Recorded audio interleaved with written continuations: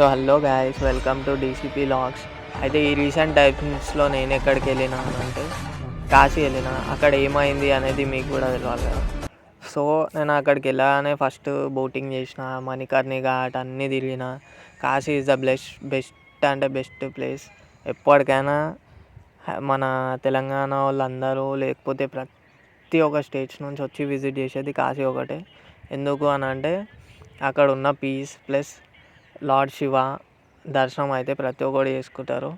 ఇప్పుడైతే అందరు ఏమంటుండే అంటే స్టార్టింగ్లో ముందే కాశీ పోయేది ఉంటే ఓల్డ్ ఏజ్లో పోతా అంటారు. కానీ ఇప్పుడు ప్రజెంట్ చూసి ఓల్డ్ ఏజ్ లేదు, ఏ ఏజ్ లేదు. ఎవరు వచ్చినా కానీ కాశీ అంటే ఇట్లా మొత్తం ఒక వైబ్ అనేది అలా ఉంటుంది. సో మీరు కూడా ఏమైనా ఎక్స్పీరియన్స్ చేసి ఉంటే నాకు కమెంట్ చేయండి.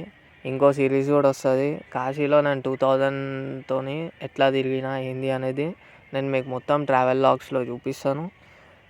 సో కాశీలో నేను దగ్గర ఒక 3 days ఉన్నా. దాంట్లో మొత్తం వచ్చేసి ఆశ్రమంలోనే ఉన్న, ఫుడ్ ఫ్రీ, అన్నీ ఫ్రీ.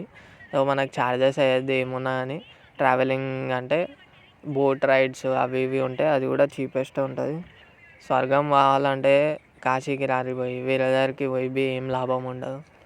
ఎందుకంటే వ్యూ చూసుకోండి ఎంత మంచిగా ఉంటుందో. ఎప్పుడు కానీ బోట్లలో తిరుగుడు. మన హైదరాబాద్లోనైతే ఈ వ్యూ అయితే ఉండదు. కాశీకి వస్తే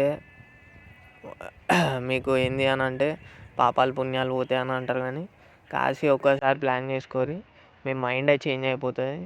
మళ్ళీ మీరు రిటర్న్ పోయిన తర్వాత హైదరాబాద్లో ఎందుకు వచ్చినామా అని అనిపిస్తుంది. మళ్ళీ రిటర్న్ కాశీ అంటే 3 days నుంచి ప్రోగ్రామ్ అయితే 5 days ఎక్స్టెండ్.